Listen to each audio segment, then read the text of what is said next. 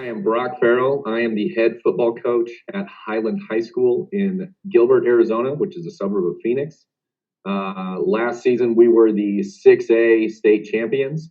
If you want to look up Arizona playoffs, there's an open division, and there's 6A, 5A, 4A, all the way down to 1A. So we were the 6A state champions.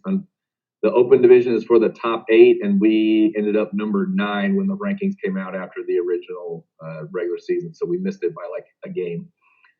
Anyway, I've been at Highland for 5 going on 6 years. We win about 73% of our games, but we win about 85% at home. So there's a rocking home field advantage definitely at Highland High School.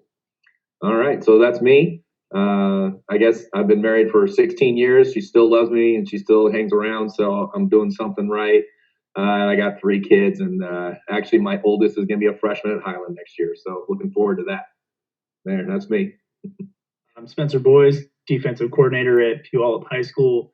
Been there for 8 seasons now. 5 or 6 of those kind of weird with the COVID season in there, trying to figure out if I'm the 5 or 6 years now. I've been to state every year that I've been DC, a couple quarterfinal appearances, a semifinal appearance, but haven't been able to crack into that last game of the year, unfortunately.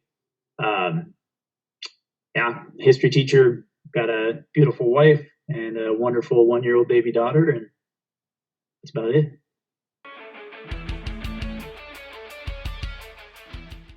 So, in all honesty, it does not. This is one of our tempo.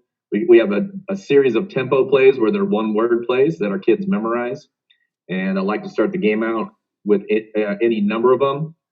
This is one of them that we like to run from the hash, and we have lots of smart quarterbacks. So we have a one-word play that's about 3 or 4 options built into it. So we line up in pistol, and right now the quarterback, based on pregame, we're going to watch film, and he's going to decide, do I want to read that guy or do I want to read that guy? And whoever is the one that we want to attack, he's going to pick. If it's a zone team, like we get a 2 high shell, we'll definitely work the field more, and we'll read this in the box backer. If we get a single high, now we're just looking at one of these 2 guys, and he's going to pick a side, and then it's inside zone with a pass option. This side over here stays the same. It's a Y stick concept, so he's going to run push vertical to about 6 yards, and then he has the choice to sit or break out based on the leverage of the defender. So it's an option route, but with our tight end. He runs a right now screen all the time, and so he's just going to take a step up and then a step back. He's there for if he's uncovered. He is mandatory outside release no matter what.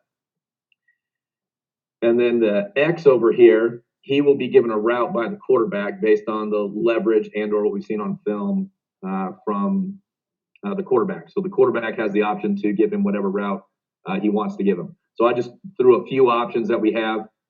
He could give him a slant. He could give him a speed out. And we have the option built into our offense to run like a 5-yard speed out or a 8 to 10-yard speed out, depending on the leverage and, again, depth of the corner. We could run a bang 8, so that's an 8-yard skinny post, or if we like our matchup, we can take a vertical shot. And then the other thing is the quarterback can pick which side he wants the back on, and we would run inside zone with our linemen. So it's inside zone blocking. In this case, I have it going right, but really probably if you gave us this look, we'd probably go left. So we would go big on big here. We call this stabber. I don't know why, but our coach wanted to call it stabber. So our backside tackle, he takes an inside power step, and he actually run blocks big on big, the end man on the line of scrimmage. And then we would probably actually run zone this way. So we're going to run inside zone this way with this running back. And then we're going to read him. If he stays in the box, we're going to take whatever one-on-one combination the quarterback gave him. If he wants to try and play in no man's land, well, we're going to run the ball worst case scenario, we get 3-4 yards, 2nd and 6. Again, first play of the game. And I'll just throw some more information out. We would probably start the game with another tempo play in the chamber ready to go. So if we get 3 or 4 yards, we're going to immediately call another tempo play and snap the ball really, really fast to try and, not let you get in a more complicated defense. So that's how we would start a game. We started a lot of games like this, and it was really successful for us. Expecting some kind of shot play, like to take momentum, see if they can capitalize on that, start off on a good foot. So what I want to do is kind of bring a little bit of pressure. So we're going to line up showing a man coverage look. They're going to hopefully expect that we're bringing a lot of pressure off of that, maybe both backers or all 3 of those backers that aren't directly over top someone. We'll jet our end. So he's going to be our C-gap responsibility, looking for if they're doing any sort of read option and he's left unblocked, then the C-gap guy is going to have the quarterback on the inside zone. If it's speed option, then he'll take care of the quarterback coming through that C-gap. So same thing with the Sam on the other side, the S there. He's got the inside zone responsibility of the C-gap. So everyone else is taking away the dive. We want to stop the dive first. The quickest way to the end zone is directly up the middle. So we're going to make sure that our guys in the A-gap and B-gap are getting dive. And then he's ready for that. But that's kind of how we do the inside zone play. Alignment-wise, we've got our corners sitting there at 6 to 7 yards. The one on the one receiver side is manned up on the X receiver. So when he's given those RPO moves, whatever, he's basically responsible for that guy. If you think triple option type rules, the running back would be the dive, the quarterback would be the second option, and the third option is just a pitch. It's just downfield is all. So that's kind of how we would teach that there. So he'd be manned up on that guy. And once he reads that run play, he's going to look at his receiver. Is his receiver coming to block? Is his receiver looking past him, looking to run a route? And generally, high school kids don't look at the defender if they're going to run a route. They want to see how they're getting by him or set him up for something. So that's what we're doing on that side. On the trips side, we've got our backer blitzing through that B gap, hopefully causing a little bit of confusion with that tackle widening to the end. Maybe we get a run through there. And then our nose guard and our Mike are responsible for the 2 A gaps. On this play, I've got them just going straight up to their normal gap alignment, but we can cross depending on if we think we have a weak center. We'll do that. Our Will, our Flash, and our corner, their jobs kind of differ depending on what the offense does post-snap. So if that H-back is running that little stay screen, or we call it a smoke screen, just one step forward, turn around, if he makes any kind of non-inside move or any kind of outbreaking route underneath 5 yards, our free safety is going to jump that. So once he runs that smoke screen, our free safety is banging to that, taking that away. And our Will, knowing he doesn't have C-gap responsibility, when he reads that run, he knows that the Y is his pitch responsibility, right? Those same triple option type rules. So he's going to turn and run with that Y.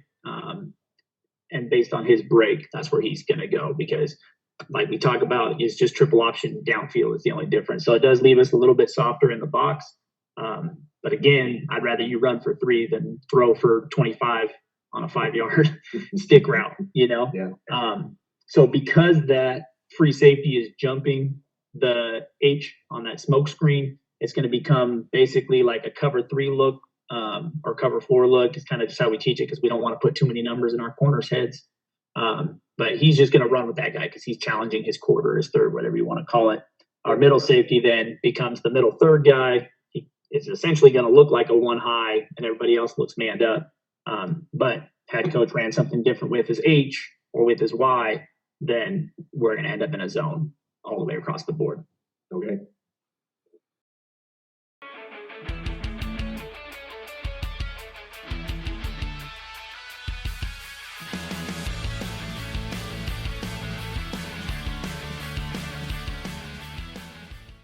So once you motion a second guy into the box, we're going to get into our stack alignment. We keep our nose, our end, and our tank head up here, and want to give them a 2-way go for each of them. And then generally speaking, we'll game plan coming into the week. We'll have some percentages on whether you want to go strong or weak. We'll have an idea if there's a dude that you like to run behind 2nd and 5. You're trying to potentially get one more first down before you can take a shot. And so we'll try to have a game plan of which way we want them to go the majority of the time, but otherwise we'll let our linebackers make the call so that it's not predictable, knowing that we step the same way every time. That's something that's killed us in the past, I think, is having just predictable lineman rushes. So the linebackers are responsible for the opposite gaps as the defensive linemen. And then on the one receiver side, because we've got that extra guy there with the will, our backer is going to spill it if it comes out. So any guy that's going to pull around, if they get quarterback lead and that guy somehow puts his foot in the ground and comes back to lead for the quarterback, our backer's trying to wrong arm and spill it out to our will. On the strong side, the tight end side, our Sam, once that free safety motions up to the top third, he's one high look. He's essentially our D gap filler if the Sam gets kicked out. So he's going to come down hard to that D gap. So that's why we got a force by the Sam. And then we're just playing traditional cover 3 with those top guys. And then our linebackers are all dropping whole more often than not. When we know we're going to be in this stack look a lot, we'll just use that Sam as a 4th D lineman and let him rush quarterback if he reads pass every time. But if we see a team that does a lot of motion like this, generally speaking, what they want to do is bring that running back out on a bubble or a swing. So we'll just make sure he knows as the D gap, you're the pitch responsible guy, and you can fly out with that running back if he comes out there, or that H back if he comes out there on a bubble. I think that should just about cover my end. I'm probably either going to play action or screen. So, but also I have good quarterbacks, so I trust them. So this is actually one of our double screens. So that guy that came and on the first play of the game, you gave me some sort of like cover 1 look. So if I'm getting some man coverage, I'm going to do some crazy motions and we're going to throw screens and we're going to make you run through traffic to make tackles. So that's what I would do. This H is a receiver or another running back type body. He's kind of one of those flex type players in this case because I changed personnel to do this. So it's still 11 personnel, but that H is, one of those hybrid running back receiver type kids. So he does this motion. If you roll back, it tells us, okay, it's probably some sort of zone, but that's not really too big a deal. Then he comes back, and then I'm going to see if when you come back, if we roll back or not.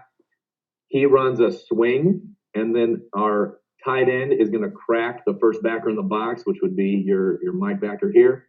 This Z is going to crack the alley defender. So like if when he comes out, this Sam drops and he stays deep, he'll crack the Sam.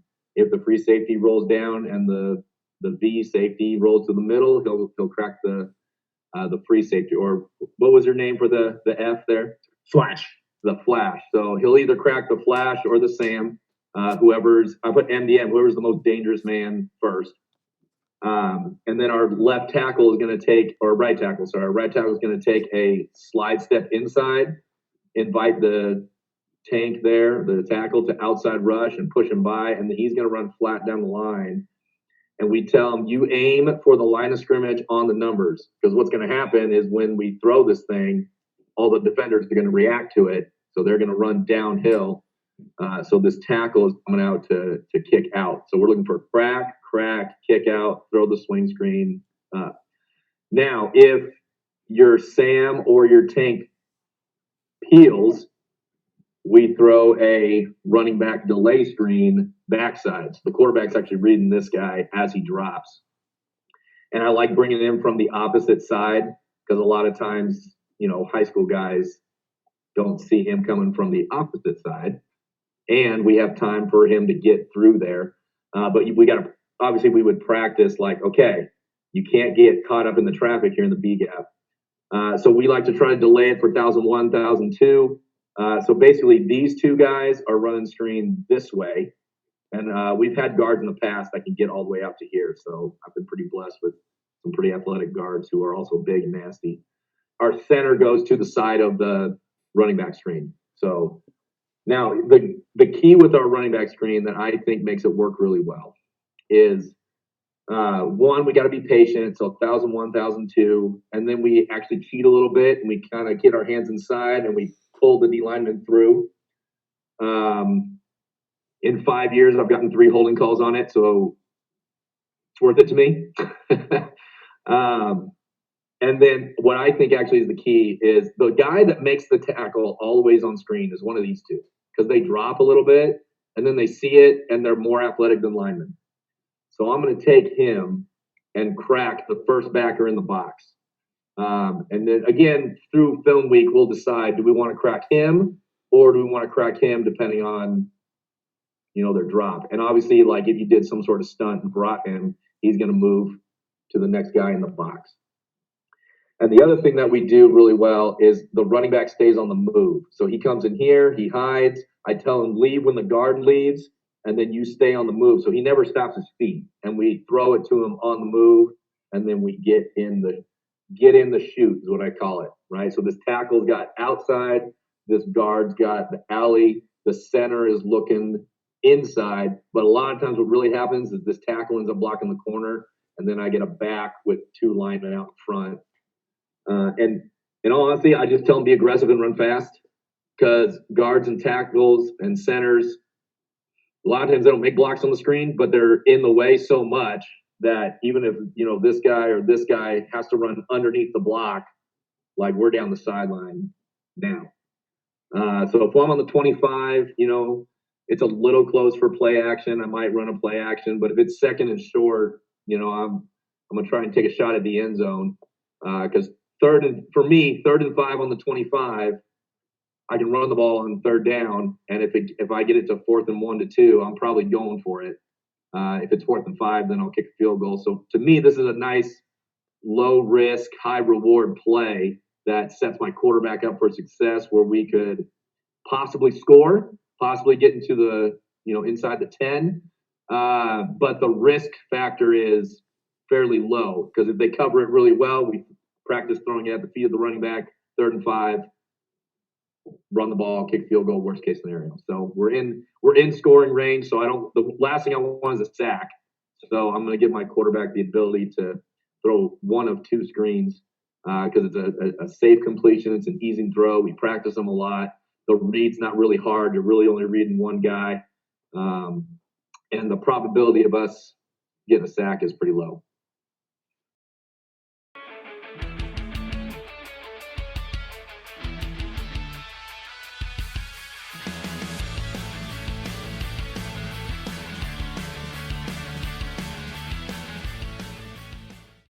Had lots of success with this. Is one of our base run plays, but we just do this out of tackle over. So I think I'm going to go with that one.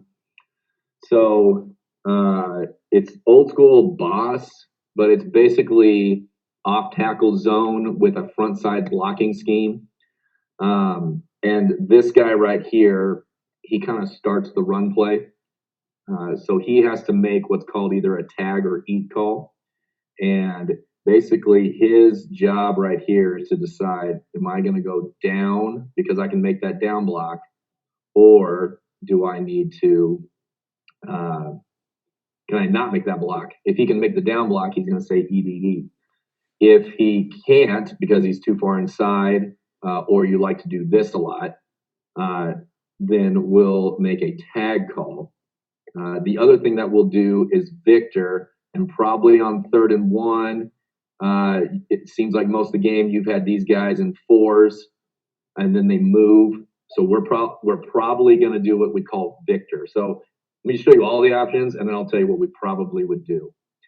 So one option is to do that right there. One option is to go down, he's up, and he kicks out. But probably what we would do is make what we call a Victor call, which what Victor does is we combo block with the tackle, with both tackles,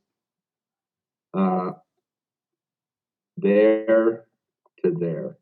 And then our guard would come and kick, and he's going to shuffle step And like if he wrong arms and tries to spill it, he's going to come outside and he's got first thing that shows.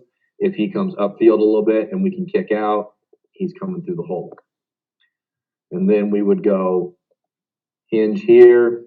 We'd actually hand the ball off to him.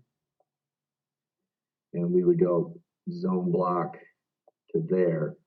And then he would go back and he's faking a run this way. So that's probably what we do. And depending on if you have an alley player, based on alignment, I'd probably have him go block the safety and take the corner with him. If there was an overhang guy right here, we could crack that guy and then come around. So, but I would find, like, we would change personnel. I'd go find my most aggressive receiver, and he's going to go block somebody. Again, it's 3rd and 1. Like we're gonna run the ball, get the first down, especially on our own 15. If we have the lead, so I'm gonna run the ball and either not get the first down and use up a lot of time and then punt, or we're gonna run the ball, get the first down, use up some more time and call play. So we'd treat that as a 2-back with that other H. Obviously, pregame scouting all week, we want to know what you want to do out of this and try to give you something funky that you've never seen from a defense. So, like, try to make it look like our normal stuff, and then take away your favorite thing from it. So if we saw this stretch thing, we have a call. So I don't know if this is real great against it, but I like to be aggressive when teams do weird stuff, because they do weird stuff because they want to make you uncomfortable. So if you can feel aggressive, then I think it makes the kids more confident. And having a plan going in, knowing, oh, shoot, it's tackle over. Okay, let's go. We're going to take it to them, I think is a good way to get them focused up. So starting in the middle, we don't want to change too many rules. So again, our linemen know that we're in stack. They're going to get a call, or they're going to have some sort of like special knowledge pregame. So against a funky formation like this, we usually have an automatic. Yep. So I just said for this time, our automatic is we're going to go right, because they think you're going to pull all your guys over with that motion and then come back the other way. So we're going to go right. We're going to put our run stoppers to the right. If they want to go to that extra tackle, we'll do some stuff that kind of exposes his lack of athleticism compared to the guys that we have over there. So that's what happens on that Y side. I would bring the end and the will, because the will doesn't do anything for us, just being an extra guy over there. So I would tell him to just go and try to chase down whatever he can. If something comes back the other way, let's say the Z pivots and comes back wide, or the B runs a swing to that Y side, he would be on a peel technique there. When that motion happens as well, because we have that C and D gap defender over there, we don't need that corner. So I roll that corner high to play free safety and bring the free safety down to be a defender in there. And based off what that H does, I would either have him just play seam curl, find work, and looking for that H to spill out, or maybe if that Z continues on a swing route, we're going to be there to rally to that.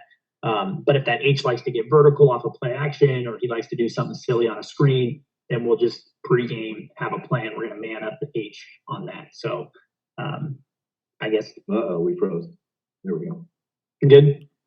And then game wise, I want to bring my Tank and my Sam shooting hard inside, so that Sam hopefully, like you talked about, they'd be trying to double team to that tackle. So your 2 tackles coming down to that, my Sam's going to try to bust that up. He's going to try to get in there and make sure you guys can't double team and combo to the Viking, and then they just bring that running back through to kick out, and then that Z does like a wing follow kind of thing. And then we bring the Viking off the edge. Again, if anybody's peeling, if anyone's running the swing, he's going to peel to it. But otherwise, we're counting on the Tank and the Sam to spill everything, and then we're there to make the tackle. If we get a pull or a kick out on that Viking, he'll turn it back up, and it'd be really hard for you to have another guy to block our free safety there. And usually that's not the guy we always want making tackles in the C gap, but sometimes you just got to play grown man football, and we're going to take our chances here on 3rd and 1 at your own 15 that we can be aggressive to make a play. And then the back, I would have my linebacker be manned up on that tight end, because I've tried it a tons of times with my outside linebacker. Stay there, and they seem to always get lost in the sauce somewhere. Yeah. So if they see pass read, let the will go. He wants to rush the quarterback for some reason anyway. And then that linebacker, he's a more athletic guy, so he can usually make a recovery with that. But I've had guys before who were significantly more athletic at the will position that I would have them man that guy up and blitz the backer. So it just depends year by year.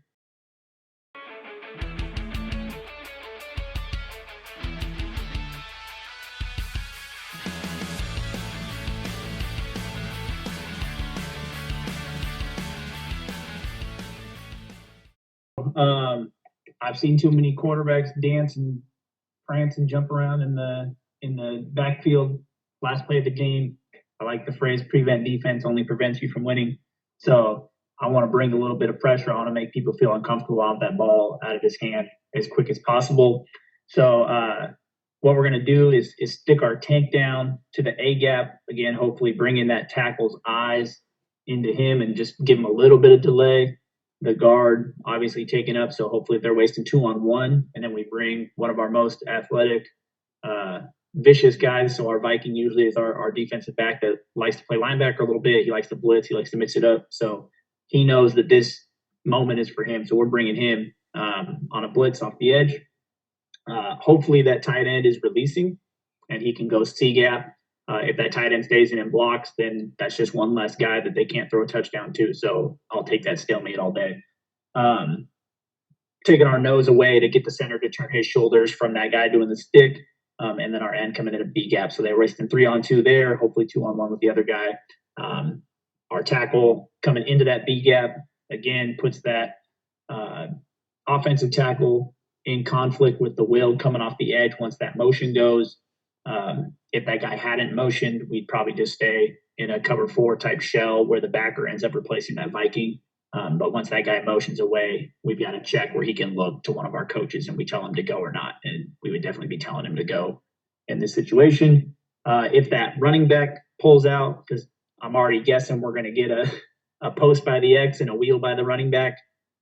If he runs out, we're going to peel and we'll waste the will and the mic to make sure he doesn't get something cheap with the free safety, probably having to play middle of the field with the tight end running a post.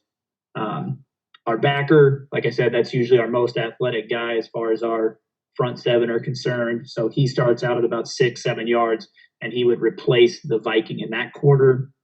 And then our Sam would carry that Y up the seam up until about 10-12 yards. I'm guessing we have a timeout before this, and I would tell him to really ride that guy and make him throw it somewhere else. But if we don't, our rule is to carry him 10 to 12 yards.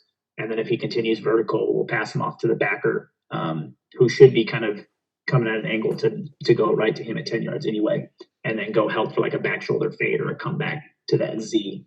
And our corner is in cover 4, just in case that Z does run something screwy, but for all intents and purposes on this, he's probably going to be manned up just like our other corner is on the X. So, yeah. If that running back blocks, the mic just spies. Line first, right? We're going to pick all that up. We are going to go fit. You're right. We are going to go 50 protections. We're going to protect with 5 guys. We do practice that quite a bit. So, but it's also last play of the game. I got to go for it. And he's one of my best playmakers. We've had some good tight ends, and he's one of my best playmakers. So I'm going to try and give my quarterback the option to get the ball to those guys.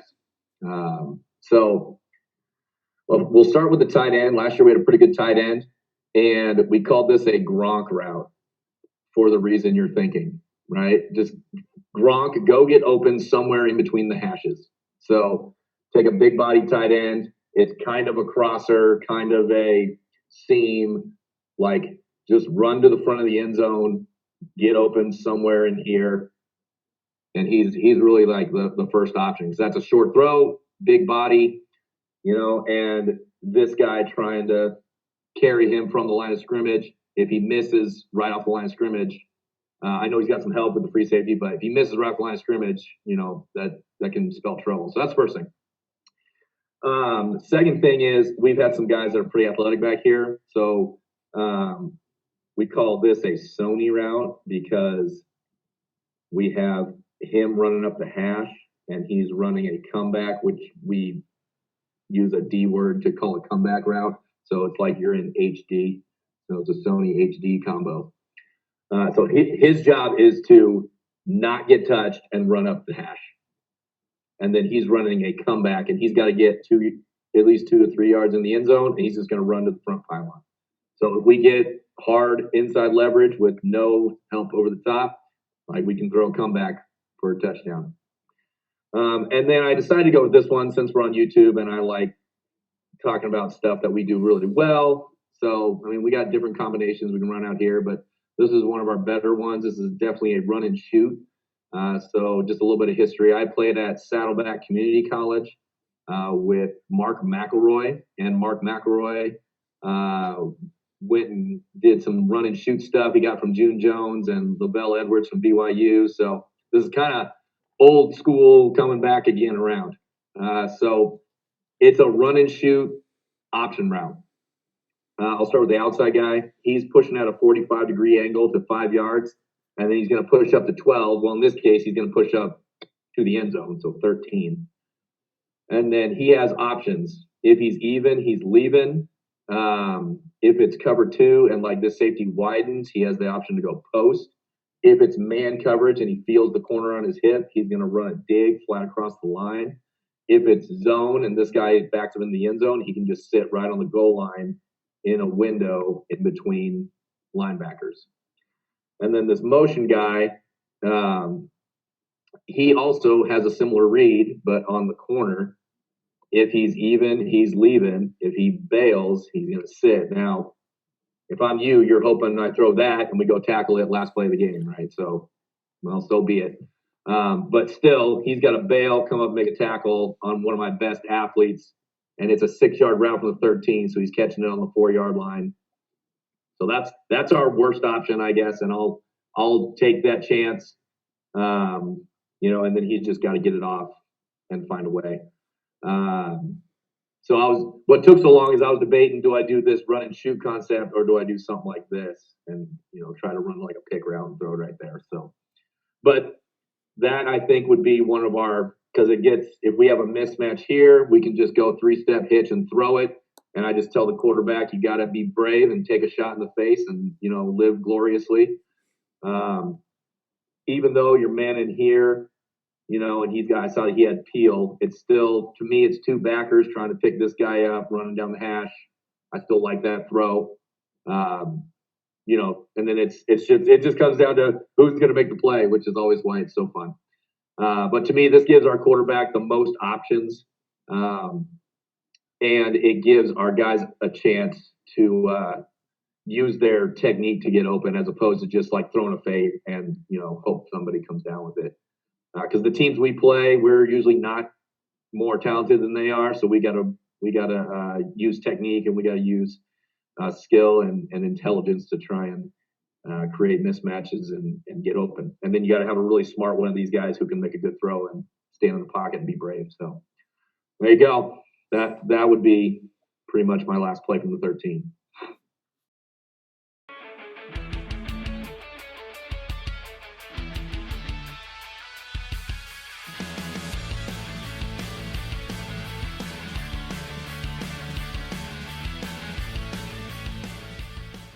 Well, I pretty much use Twitter exclusively. So I'm on Twitter at Spencer Boys, all one word. I don't think uppercase, lowercase matters, but if it does, it's all lowercase. Check out Puyallup Viking Football. I think we're at PHS Vikes on Twitter as well. And then last but not least, my wife does a lot of really cool stuff for organization. So if you're a person who likes planners and stuff like that, you can check out Crafted Bee on Etsy, get some daily planner stuff. And I know that it'd get her excited to get her planning and whatnot Etsy business off the ground. So go make a purchase or two. Go Vikes. All right. I also only use Twitter, and it's pretty much only for football. It's at Farrel _Brock. We do have our at Hawks, Highland Hawks FB is our Twitter handle, but we also have lots of websites, athleticsHawks.com and hawksbooster.com. We also live stream our games on YouTube. You can find the link at hawksbooster.com. So if you're bored and want to watch some Arizona football, we hire some ASU students to come and do our live stream. We got color commentary. We got like 3 angles. We got a sideline reporter, the whole thing. Kind of like a mini ESPN out here in Gilbert. Really, I just probably going to end with at Highland. When I came, we wanted to set a culture of having a passion for excellence. Just that whatever you do, whether it's practice, whether it's unload the dishwasher when your mom tells you to, whether it's keep your room clean, whether it's your homework, you want to do it with passion because life's too short not to do it with enthusiasm and passion. And we wanted to pursue excellence. And really, I think that all just derived from I'm a old school pastor's kid from California. My dad was a non-denominational pastor for years, and I have a meaningful relationship with Jesus, and really it drives everything. And I just hope that the way that we play football is a reflection of the way I live my life, which hopefully is honoring to the Creator of the earth. So that's it. That's what I'm gonna end with. God bless you guys. Go Hawks. I just want to say thank you to Coach Mallard and Coach Boyce. I was just saying this was a blast and it was super fun. And we need more men training up young men on how to be brave and how to be courageous. And I can't think of a better way than football to do it.